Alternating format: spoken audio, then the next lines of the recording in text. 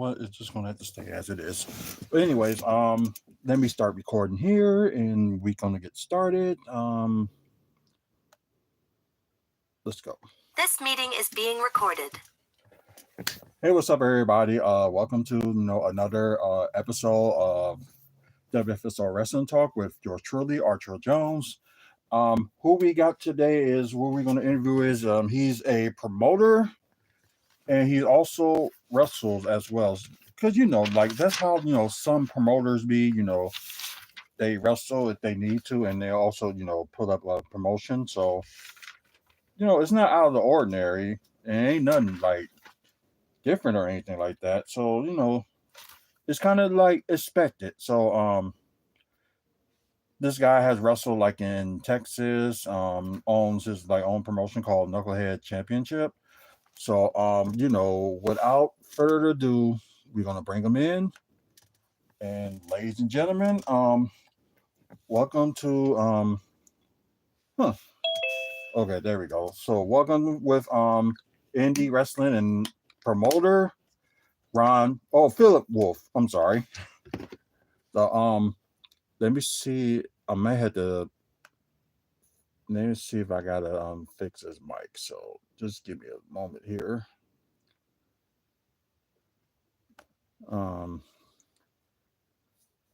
Okay, there we are.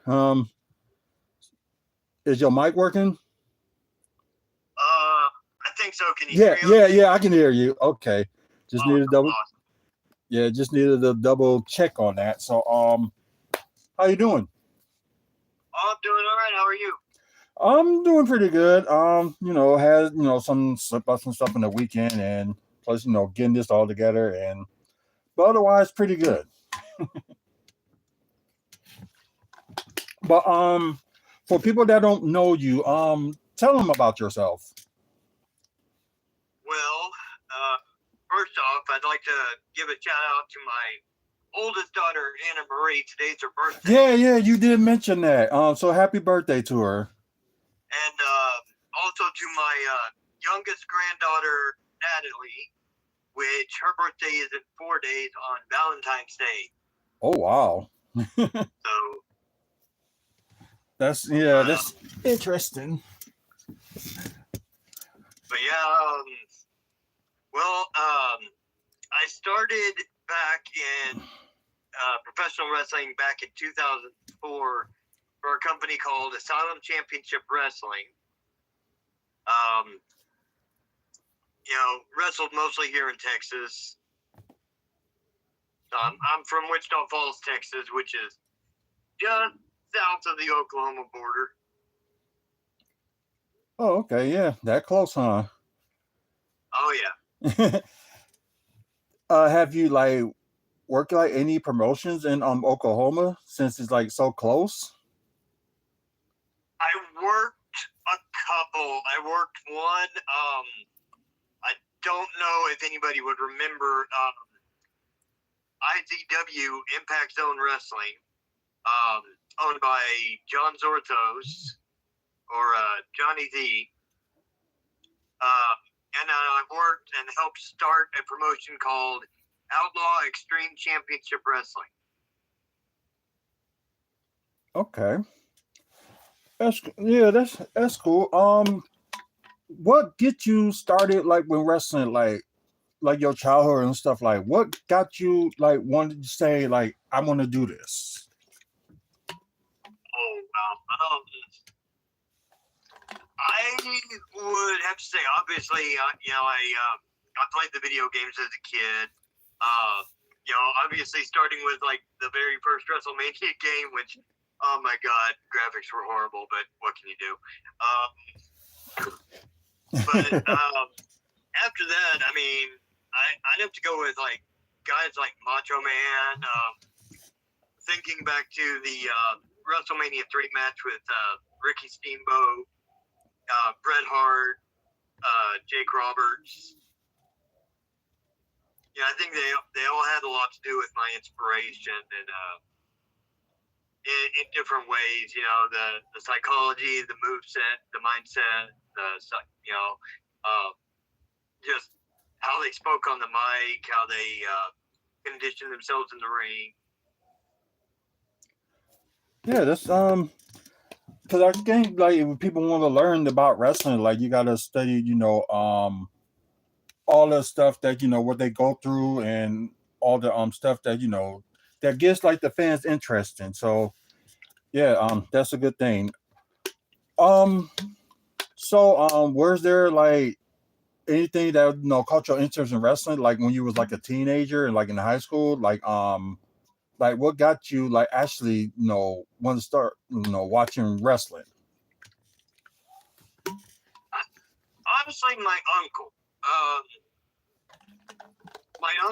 was a wrestling fan up until he saw something. I don't want to mention what it was. I don't want to give too much away. But he saw something that kind of pulled him away from it a little bit. But he would watch wrestling with me. He'd kind of show me, before he kind of stepped away from watching it. I can't remember what the first match I ever watched was, to be honest. I mean, we're talking back in the 80s, so I remember watching Saturday Night Main Event, when Raw is War started coming out, and I love the action, I love the drama. I think one of my favorite parts was when, of course, Jake Roberts went and was tormenting Miss Elizabeth and Randy Savage. It was interesting to me, and I just kind of watched it. And sadly enough, I don't recommend this for anybody who wants to get into the business, but almost every independent wrestler or every professional wrestler has done some kind of backyard wrestling. So me and my friends would get together and, we'd go to our backyard or a bedroom where we could have like a bed to land on, one of our living rooms. And we'd emulate guys like Bret Hart, Shawn Michaels, God forbid, even Hulk Hogan. I say that. No offense to Hulk Hogan. If it wasn't for Hulk Hogan, there wouldn't be a professional wrestling like it is today. Yeah, true. I was just not a big Hulk Hogan fan. Yeah, there's some people that they thank him for like making the business as it is today, and there's just some people that ain't fans of it. So yeah, I understand that. So where did you get your start? Well, I had a friend that I went to school with. I ran into him at a pawn shop. I can't remember if I was getting something out, buying something, or what. And he told me that he did video for a wrestling promotion. I had no clue what independent wrestling was at the time. All I knew was WWE, WCW, ECW, and I just kind of shrugged it off, whatever. The closest I ever came was back in 2000 when I was just dating my first wife. I took her to go see a traveling promotion that came into town that had the main event was Honky Tonk Man versus Doink the Clown for the championship. I only went because they advertised that Macho Man was supposed to be there. He wasn't able to make it. But like I said, my friend told me he recorded their shows, so I kind of shrugged it off like, yeah, right. I ran into him again at a Brookshire's here in town, and once again he told me, hey, you got to come check out this show. I do recording for him, and at the time the promoter was having all his local people hand out free tickets. Oh. And anybody who didn't get a free ticket, if they came, they had to pay at the door. And my friend, Bo, told me, hey, he hands out free tickets. Here's some tickets, keep some for you and your wife. Come and check out the show and hand out the rest, So we went, and I liked it. They had one guy that actually stuck out to me. It was a guy named Little Joe, which was actually my first opponent, to be honest. He was doing moonsaults like crazy, just backflips and all this crazy stuff. I looked at him and I'm like, wow. So Bo introduced me to the promoter, Brandon Bishop, and I think the rest is history after that. Brandon started training me. I would go up, set up the ring the night before, tear down the night after, got my training in, and it was crazy. I got to meet, like I said, Joe was my first opponent, and I asked him, how he got around to doing all these flips. He never took a gymnastics course a day in his life, and I mean that inspired me to really, really stay with it.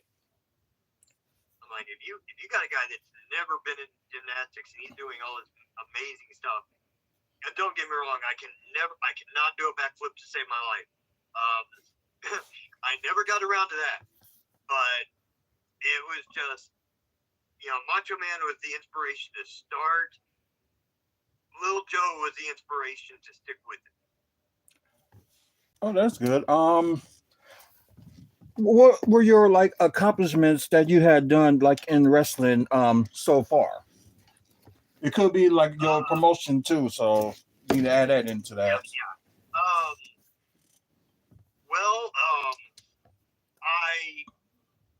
The first match I was ever in, I won the Cruiserweight Championship. Okay. Which is actually unheard of, but it was kind of a jobber situation for me. And I wound up becoming the longest reigning Cruiserweight champion for that promotion at the time. I can honestly say I've been a 3-time hardcore champion. And one of my top accomplishments, I was helping a promotion get off the ground in Paris, Texas, and became their first ever television champion. So I was happy about that, and I became the only 2-time champion they had. So okay, that's cool. Yeah, a couple of titles under your belt, so yeah, that's impressive. Yeah, one big thing, one accomplishment I did have, and I will stress it to anybody also wanting to get in the business. I learned with Asylum Championship Wrestling, very important, if you're in a battle royal and you're going over the top rope, don't grab the top rope. If you're being pressed over, very important. Well, like, did somebody like had an injury while doing that or something? No, nothing like that. It was my first ever battle royal, and mind you, this is the first promotion I worked for, massively green. And we had a spot. There's this guy who's like 400 pounds, Big John O'Malley, one of the nicest guys you could ever meet. Pressed me over his head, did military press on me. Well, there were 2 guys that were supposed to be fighting on the outside, and they were supposed to catch me and play hot potato with me. Oh wow! They forgot that they were supposed to catch me. They weren't even out there. They fought their way to the back. I looked down, and nobody was there, so I freaked. And rookie mistake. I mean, you're falling. Nobody ever showed me how to go over the top rope and how to land safely, especially if you're being pressed. Yeah. And my instinct grabbed the top rope. Well, I reached over with my left hand to grab the top rope. When I did, the momentum swung me around. I wound up taking a back bump on the. It was a wood floor. It was a dance floor, and so I don't suggest that. Please, anybody wanting to get this before you go into a battle royal for your first time, have someone show you how to go over the top rope. Yeah, that's probably like I haven't heard anybody like done that, so this is like a first for me to hear that. It didn't hurt me, it just knocked the wind out of me, and I couldn't really stand, so I was crawling on like all fours to the curtain. And one of the top guys up there was out there at the time, and he was on the floor and he saw me having trouble, so he kind of grabbed me by the shirt and the back of the pants and just kind of tossed me through the curtain. And he helped me get to the back, but yeah, I mean, okay. so, But yeah, it's probably be one of the experiences that you probably would never forget, right? oh no, it's one of those, and like I said, I love John O'Malley to death. He's one of the greatest guys I've ever had the pleasure of working with. But you have a 400-pound guy pressing you over his head and it's about to throw you on the outside. You've never done that before. You're bound to make a mistake. And so I definitely learned from that mistake. Exactly. What got you started with your own promotion? Back several years ago, we have a deal here in town every Christmas called Fantasy Lights, which was donated to our local college by one of our more prominent citizens, and it's just a display of all different kinds of decorations. And I ran into a kid that his dad used to ring the bell for Asylum. And they came up to me one day and asked me if I would train him. So we didn't have a ring, so I just trained him basically on grapples, submission holds, things like that. And we started talking about, what would be cool is if we could get our own thing going. And this is probably, I would say like 10 years of talking and planning, and we can do this and we can do that. And of course, in the meantime, another promotion came to Wichita to stay for a little bit, and so I worked for them for a little bit, got them off the ground until they left 3 years later. And then once again, a few more years of planning and discussing until finally I was working for a guy and he was going to help another promotion get started. And he asked me if I wanted to buy his company. So I'm like, yeah, sure. Why not? Oh, wow. So it kind of opened the door for me. I mean, he was offering to sell. He had the belts ready. He had the logos. So I'm like, you know what? Let's run with it. I got part of it done already. So. Yeah, that's good. What are your titles for your fair that you have? Well, I have the heavyweight championship, which is now held by I don't even know what to call him now. Was Funny Face, but I think he kind of got tired of that gimmick. He's wanting to change it to something else. The cruiserweight champion right now is held by Jeff Gant. We have a vacated brass knuckle championship, which is kind of our version of the hardcore championship. Okay. And then our tag team championships. Okay. That actually is interesting, especially with the brass knuckle championship. Like, yeah, that is like very interesting. So you said you've been running this company like how many years? Not very long. We just started, and unfortunately, we had to take a kind of hiatus.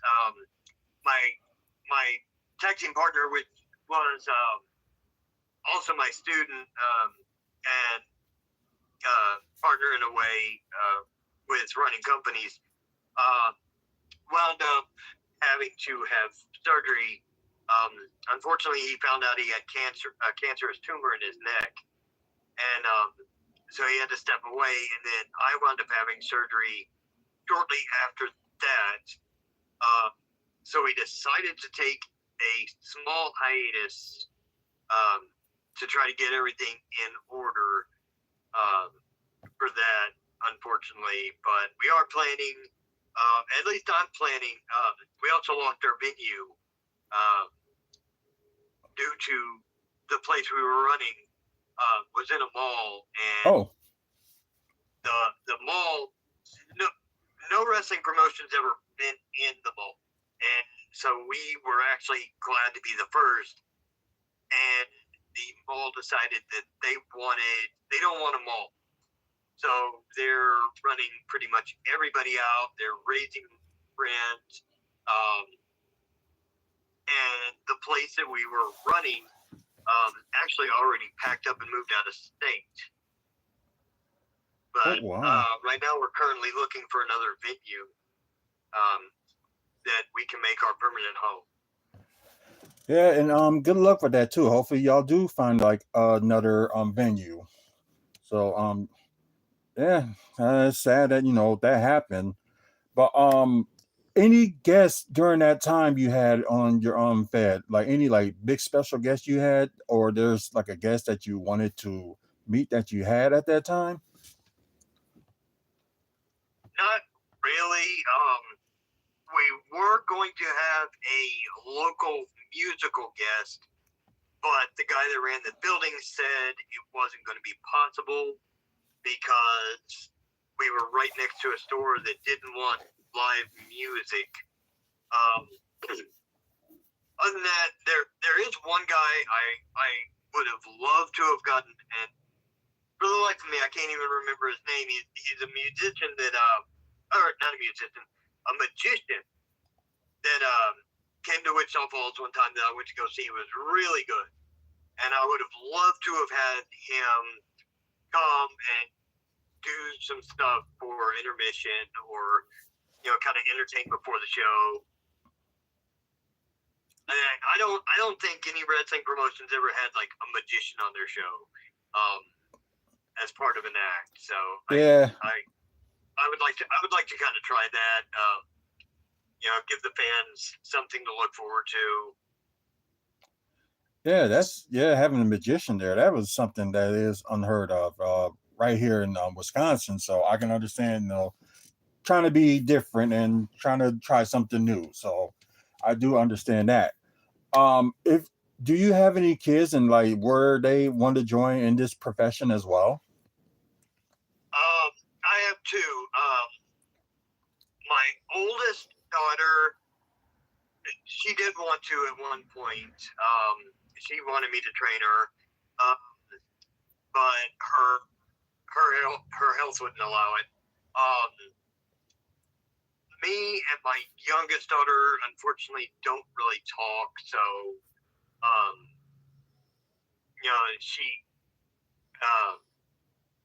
she kind of doesn't really understand what happened in her childhood with her mom and her at the time legal guardian, her aunt, kind of refused to let me see her, and so she kind of blames me for it. Yeah, I'm sorry to hear that. Things like that, always happens. Like currently, what any promotions that you want to work with in the future, stuff that you want to work with? Oh yeah, I had been working with a company it's from the Paris and Bonham area called Texas Independent Pro Wrestling. And there's a couple other promotions. I don't have any specifics on names. It's just there are a few other in-area Texas promotions I would like to get with. I know Soar is one of them. I don't know if they're still going by that name. But it's one that even as a referee, because I also do some referee work, I would actually like to work for. Okay. Anything out of the state you think that you want to do? Not really. I was one of those that I never really cared about going like Oklahoma, Colorado, or places like that. I kind of wanted to stick closer to home, and I went to Oklahoma originally as a favor to Brandon Bishop, the owner of Asylum, when he closed down here. He actually got me booked in a company in Graham, Texas, just south of us, and then he was also friends with the promoter Impact Zone, which also worked for Asylum, and so he got me booked there. And then by accident, I wound up working for Outlaw. So it was kind of I kind of fell into it by accident, so it wasn't really something that I planned on doing. Other than that, I kind of wanted to stay around the Texas area. Okay, yeah, I understand that. You just want to stay local, so yeah. Oh, yeah, why not? Were the matches that you have been involved in, what will be your favorite one that you can remember that you were involved in? My favorite match. I have to go back to 2006. Working for Impact Zone, and I hate the word jobber. I hate jobbing. I hate the whole aspect of it. But this one time, I did actually enjoy it because I was wrestling a guy named Aaron Neal, one of the most respectful guys I've ever met in this business. And at the time, he had a rivalry with Vader. Oh, okay. And Vader couldn't make it to that show, or had some other stuff going on. And the gear that I wore at the time looked almost like Vader, except I didn't have the big Vader, written across my stomach. Yeah. And so they're like, okay, well, we're going to bring you in. And we're going to do kind of like, I don't know if anybody remembers when, like, someone would call out Goldberg and Gilbert would show up. Yeah. Or the little mini Bret Hart when Shawn Michaels called him out. Yeah. The week after Bret went to WCW. But they did that with me. I had the gear. There was another wrestler there that had gloves that looked like Vader, something Vader would wear. They cut out a box to make a cardboard mask for me to put on. They just went. I came out to Vader's theme. It was incredible. But I just enjoyed that. I loved working Aaron. He was one of the greatest guys I ever met in this business, especially as a rookie. And he took great care of me. We had a lot of fun with it. Okay, that's very interesting, and hope somebody that listen to that be like, okay, we want to book you to do that or something. I'll do the comedy routine. I got no problem with that. I just hate when my whole character is based on the job, and that's in Asylum. That's all I was a jobber, which it got over. I just got tired of going out there cutting a promo and getting a bump, taking like a whatever finisher there was. And a lot of it really didn't make sense. It just something I got thrown into. But like I said, that one moment, just because it was Aaron and because of the situation, the match that we had, that's probably the best, probably my favorite match I've ever had in my life.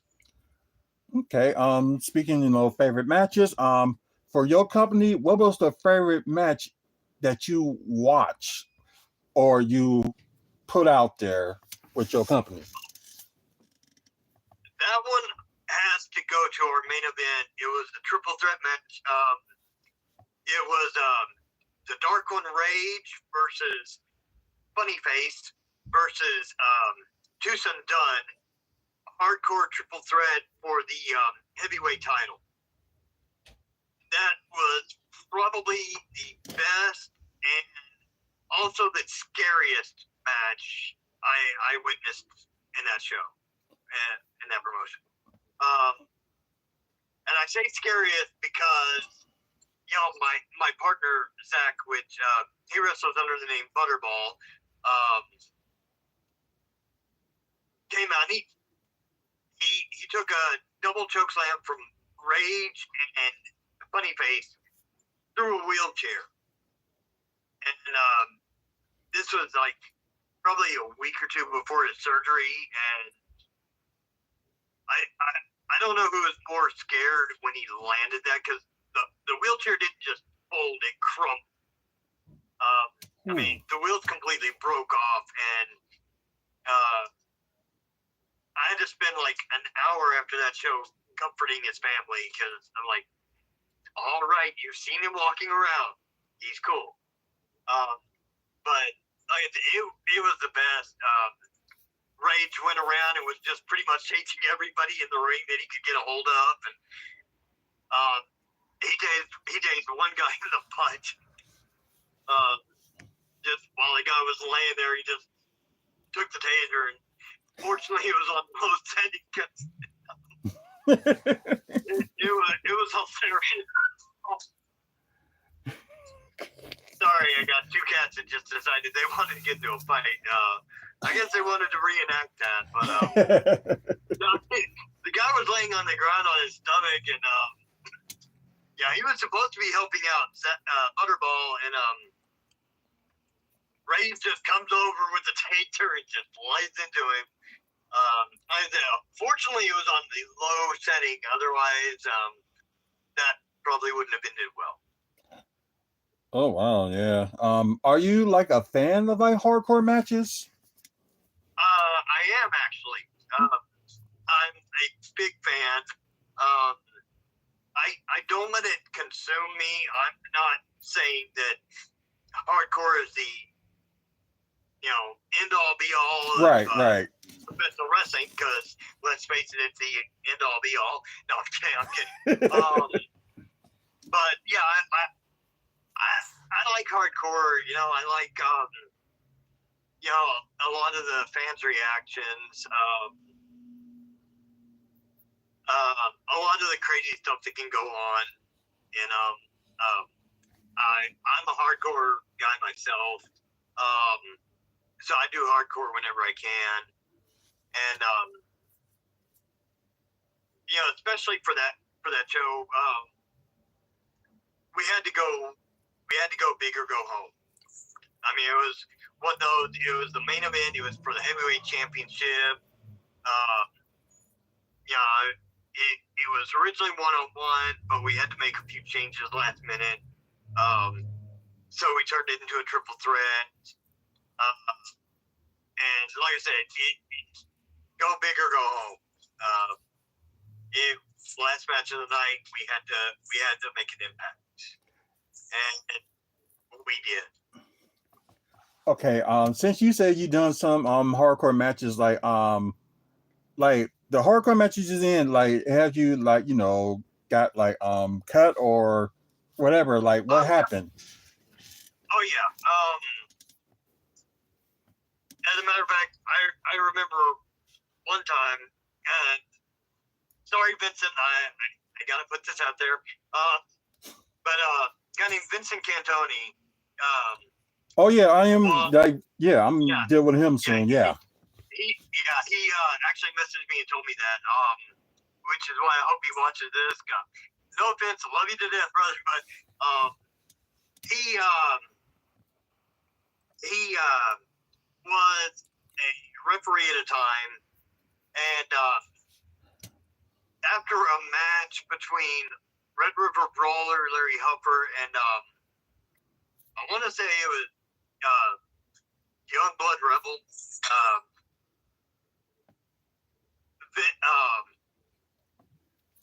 Larry just tore into Vincent. And, Vincent came to me before the show and was like, hey, do you have a gig ready? Do you have a gig taped up? Can I borrow a gig? So I'm like, and for those of you who don't know, gig is a blade. And I'm like, yeah, I have a couple left. So I handed him one. He comes back with this itty bitty little, it looks like a cat scratched him on the forehead. Yeah. I looked at him and I busted out laughing. When me and him wound up in a match for the vacated television championship, for where I won my second championship for the company, and we had a match. Actually, no, even before that, I had a match with Butterball, and my match with Butterball, it was a hardcore match. I come back to the back, and Vincent comes up to me, goes, "Hey, you all right, brother?" I'm like, "Oh yeah, I'm cool. Oh, by the way, this is how you do it." I ripped him the entire night over that.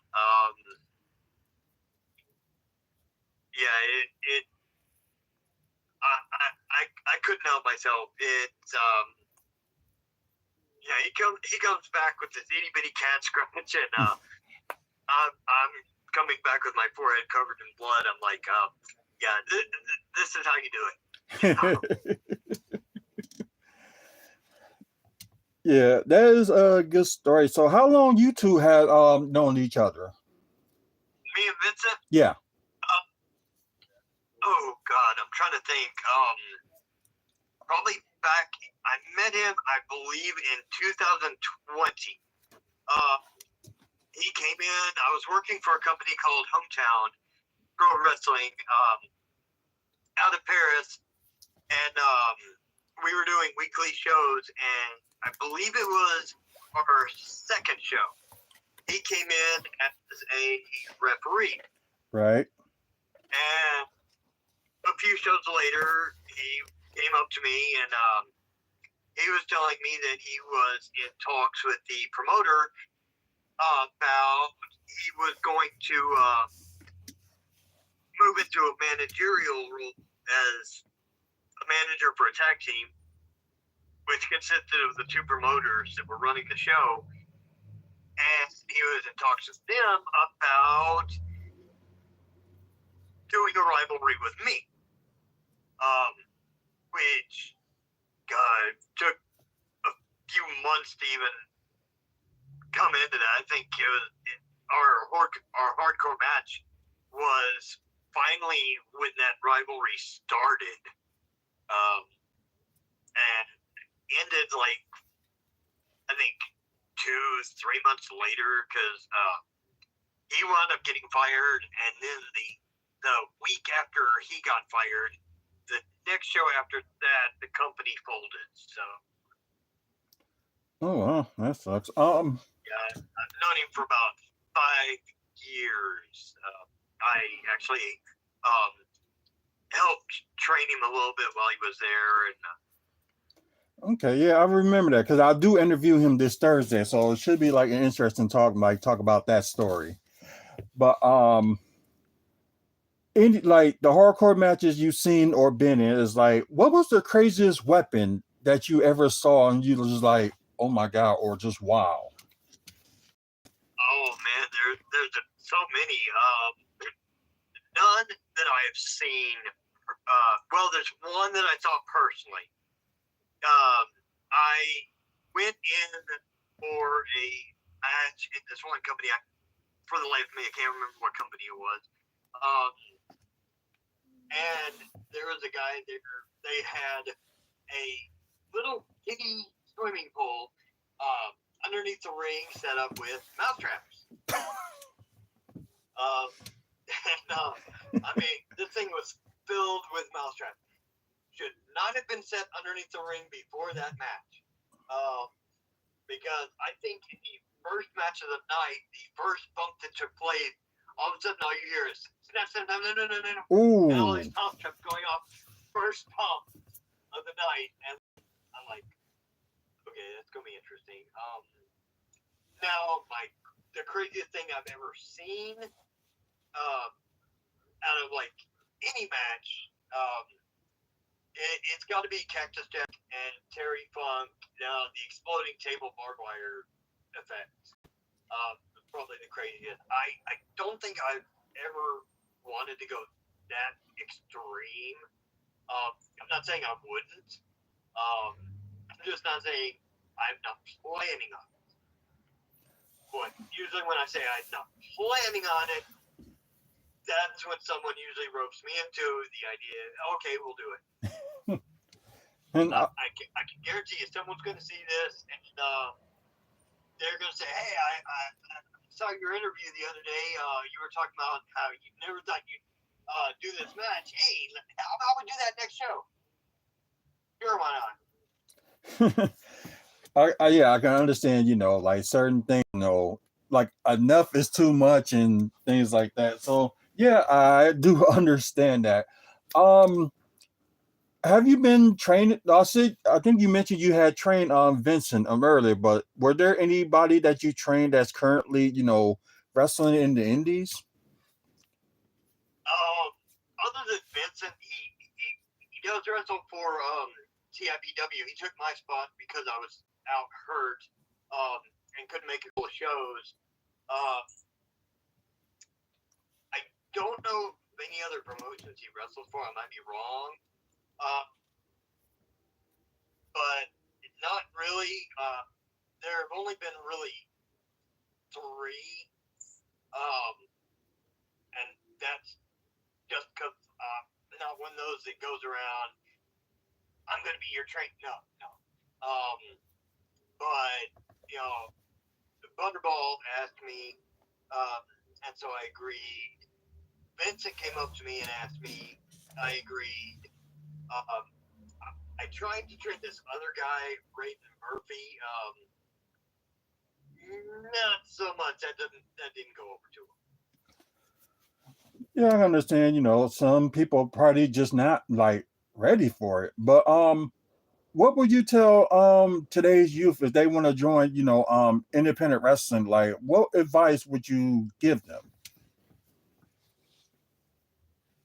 I would say study, and this is something I tell the people that I do train because I have actually worked with a few, kind of helping them train during shows. I would say, find someone that you feel can do you justice. There are some out there that will close themselves up. They won't answer any questions whatsoever. They won't, have anything to do with that. They just kind of want to be left alone, or they've got that ego that I'm better than you, leave me alone. Then there are some that will answer. They'll take you in the ring. Train you a little bit. Start training you.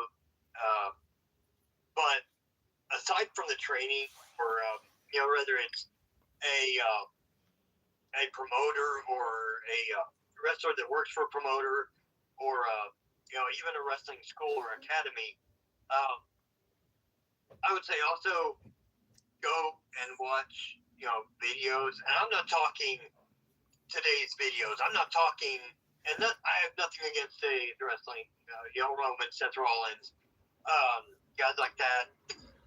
But I would say go back and watch videos on guys like Bret Hart. If you're a bigger guy, maybe someone like Bam Bam Bigelow. Big Boss Man was a good one. Oh yeah. Try to pick videos on guys that are around your build or could, inspire you in your mold to see how they move, see how they talk during promos, see how they interact with the crowd, with the fans. how they move around the ring.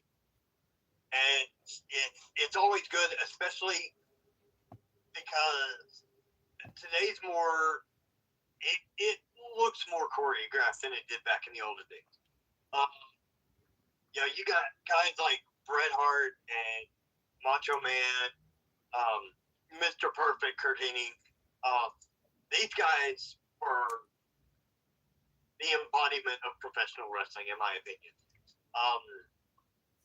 Bam Bam Bigelow, for being a big guy, was one of the best. I mean, he could do drop kicks, he could do moonsaults.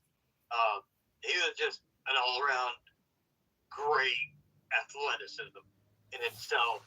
And it also depends on what kind of wrestling you want to get into. If you want to get into hardcore, go look at some of the original ECW footage, or Cactus Jack, Abdullah the Butcher, Terry Funk. If you want to get on the submission side, Bret Hart, Kurt Angle, Dean Malenko, just to name a few. I mean, there are so many. And study how they operate. It's not enough to get in there and do it, because getting there and doing it, you learn a lot, but you can only learn so much from getting in there, because at the time the trainer is giving you your personality. When you watch the videos, you can look and see how they move, and you kind of see yourself. And I'm going to use this. I know everybody's done this. Macho Man promos. Everybody does. Oh yeah. Oh yeah. Yep. Everybody does it. So I mean, you'll see people, in their living room. They'll be watching like old Macho Man footage, old promos, and they'll start doing that voice. And they'll just kind of. Oh yeah. They'll make it their own. Right. You got Bam Bam Bigelow, how he walks in, and he's just got that blank look, and then he just kind of opens his mouth. It's like almost anger coming. They'll see themselves just looking at the camera like, and then all of a sudden they'll start putting more of themselves into it, and they can incorporate that into their training, and then they're having it's almost like they're being trained by one person, but they're taking the initiative to also study the psychology, what they're seeing. I will say, will recommend, if you want to study, watch The Wrestler. Good movie. Mickey Rourke. Oh yeah. Oh yeah, good movie. Good movie. It actually gives a breakdown. Kind of, I like it as a wrestler. As a fan, not so much, because it gives away too much of our secret. It's kind of like watching the Masked Wrestler and Wrestling Secrets Revealed. But as a wrestler, it's a good learning tool. Just because you kind of get to see what kind of a breakdown you can have in a match from the time you get to the arena.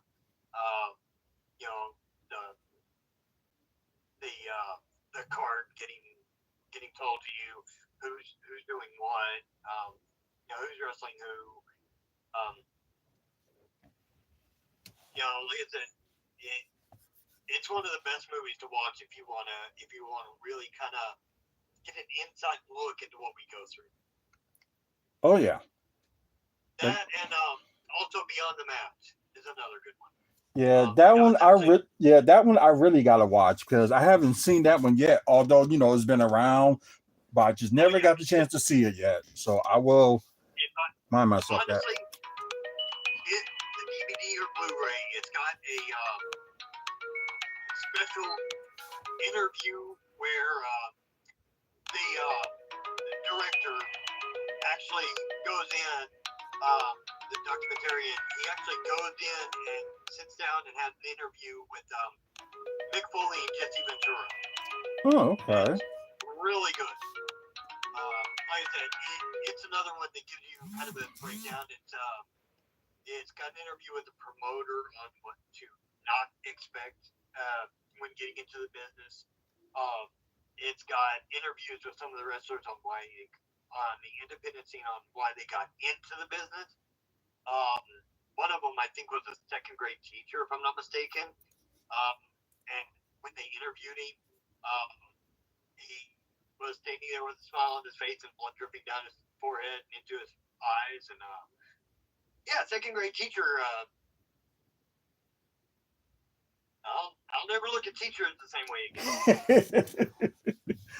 Yeah, I can understand that. So a few more questions. What do you see your company when you finally, find a venue and stuff? Like, where would you see it in the next 5 or 10 years? Oh man. I can tell you in the next 10 years, I'm planning on being retired on a beach in Hawaii with a umbrella drink and who the sharks walking by me. My wife just walked in, so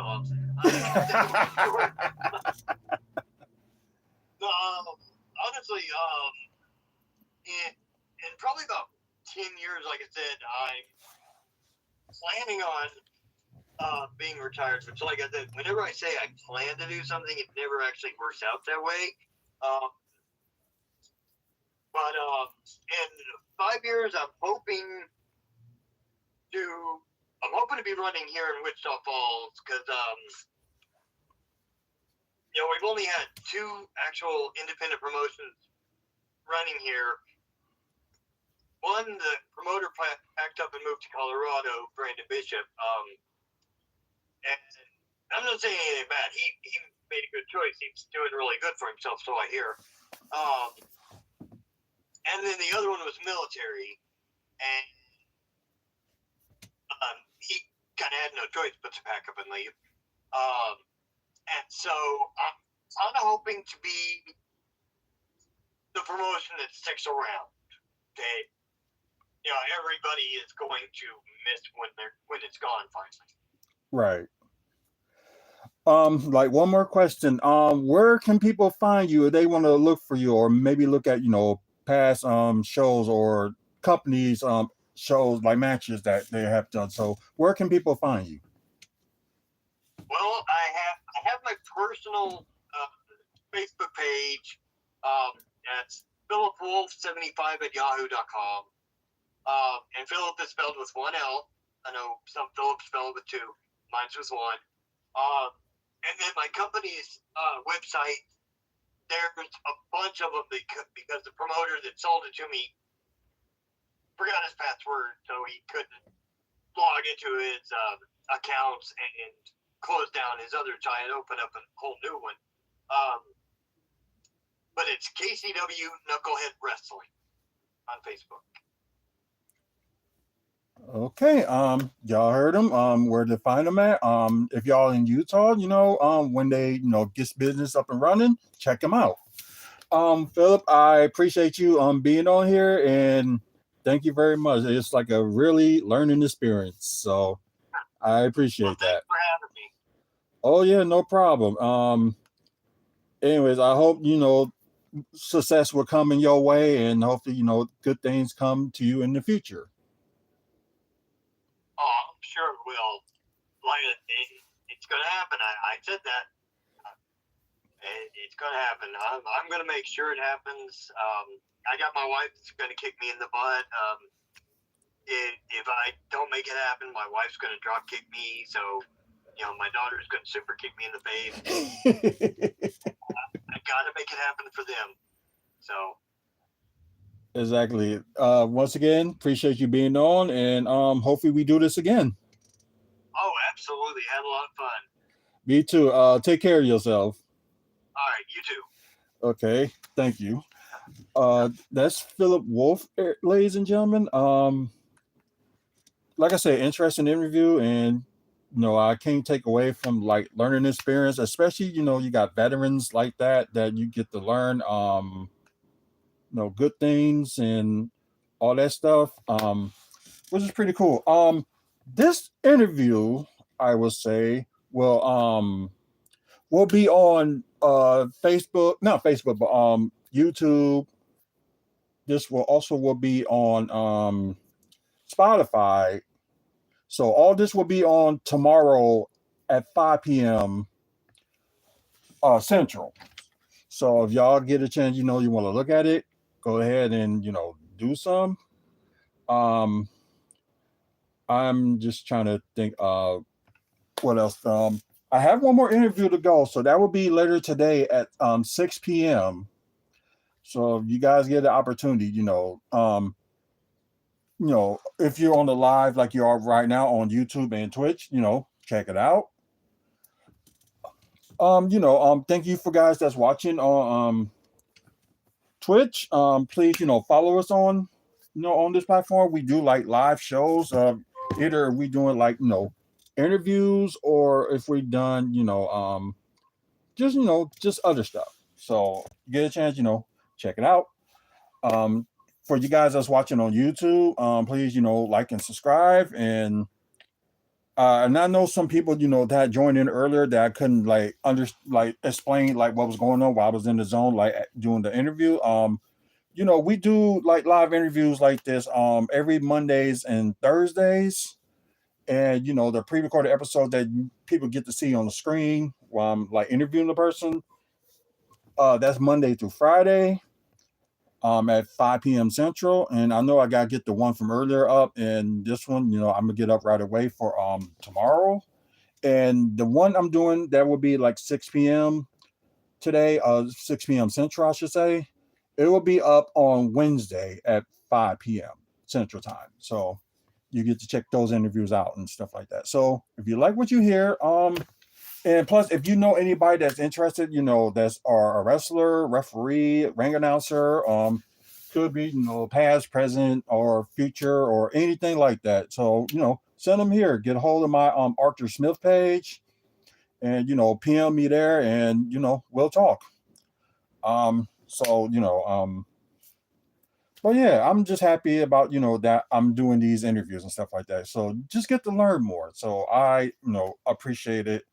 And I appreciate the opportunity that I've been doing, these interviews and stuff like that.